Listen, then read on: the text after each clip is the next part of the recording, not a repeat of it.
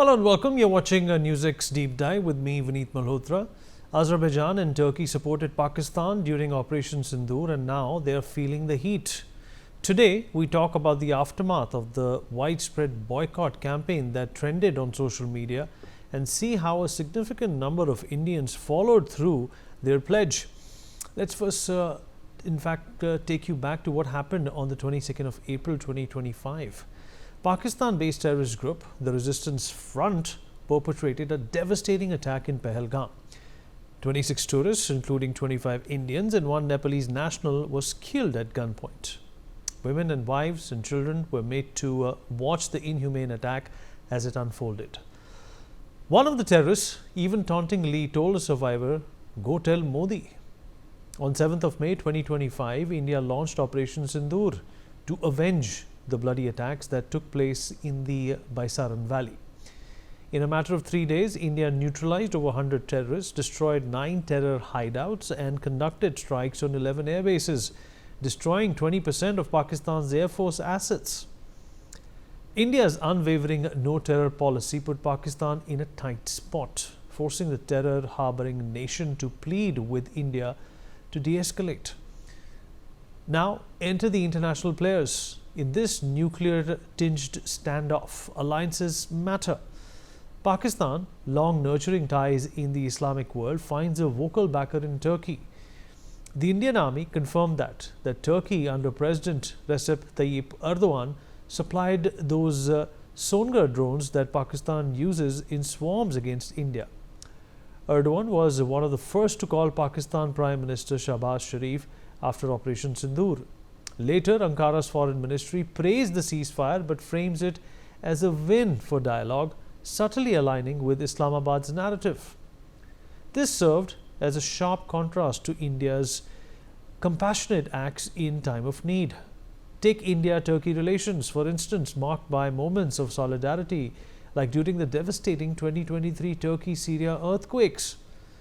India launched Operation Dost, swiftly dispatching over 250 personnel, including search and rescue teams from the National Disaster Response Force, medical experts, and dog squads. They delivered more than 135 tons of relief materials, including tents, blankets, medicines, and specialized equipment, saving lives and earning heartfelt thanks from Turkish citizens and officials alike. Meanwhile, Azerbaijan not just held a telephonic conversation with Pakistan's Ishaqdar, condemning Operation Sindoor, but also went on further. President Ilham Aliyev publicly congratulated Pakistan on its victory. Before this, Azerbaijan ties had seen positive exchanges, such as through India's technical and economic cooperation program.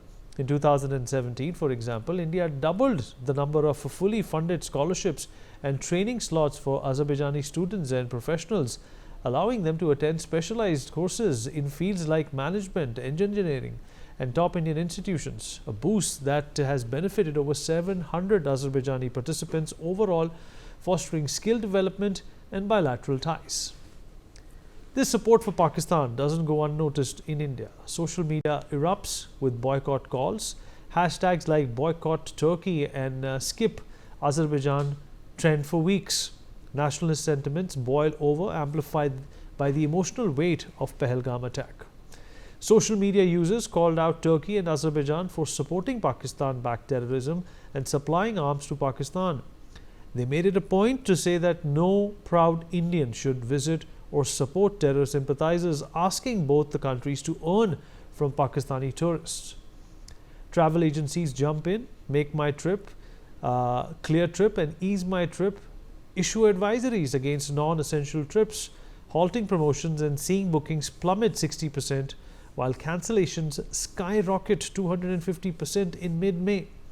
Other platforms like Ixigo and Cox and Kings outright stop offerings for these destinations. It's a grassroots economic retaliation, echoing past boycotts but hitting tourism very hard. Let's crunch the numbers now. Before the conflict, both countries were booming Indian hotspots. Azerbaijan, with its Caspian charm and visa ease, saw Indian visitors more than double from 1.17 lakh in 2023 to 2.44 lakh in 2024. Turkey, the gateway to Europe via Istanbul's mega hub, hosted 3.31 lakh Indians in 2024, up 21% from the prior year. Direct flights surged, passenger traffic to Azerbaijan tripled, and Istanbul became a transit favorite despite West Asian tensions. Post this turning of back against India, especially after an event where innocent tourists were brutally murdered, the numbers took a nosedive.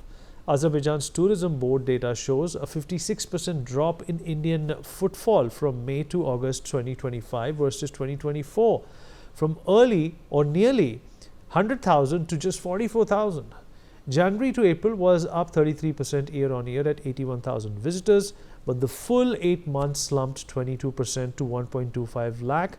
In fact, August alone saw a brutal 72% fall from 21,000 to 6,000, bumping India from a top 5 source market to 11th.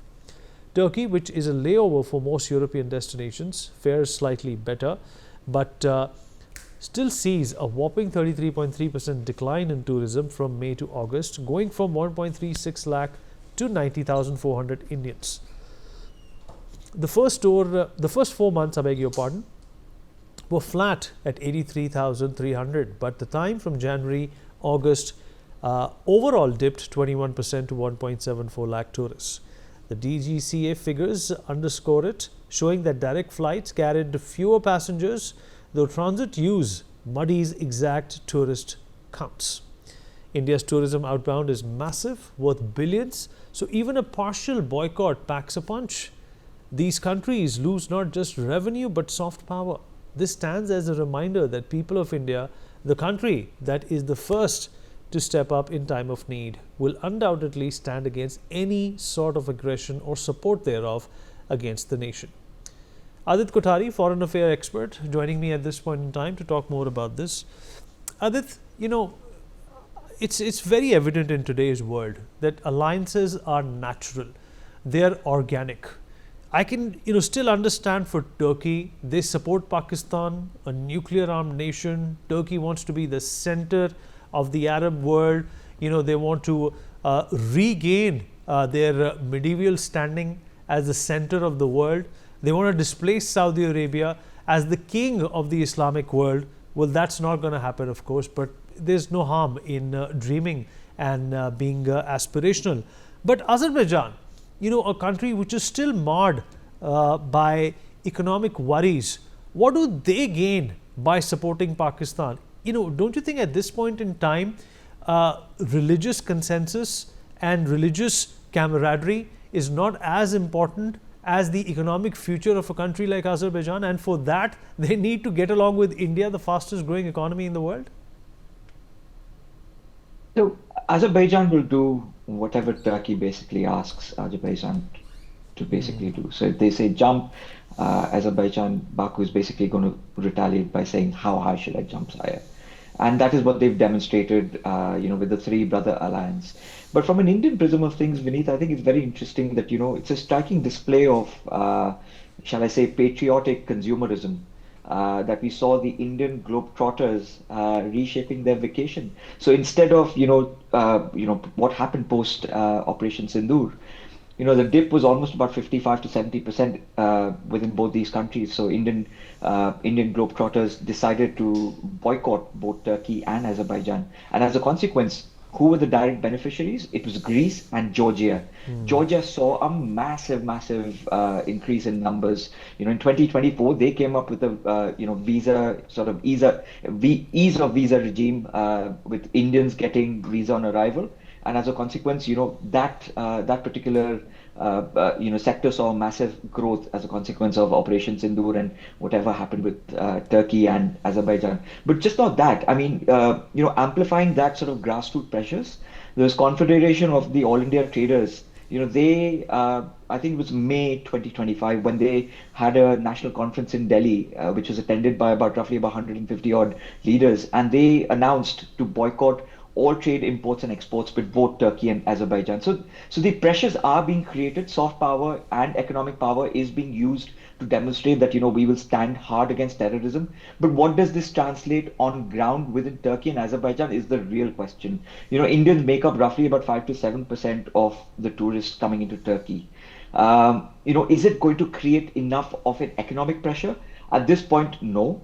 But I think India needs to lobby much more globally. What the world came together to do for South Africa, for example. They recognized South Africa as an apartheid regime.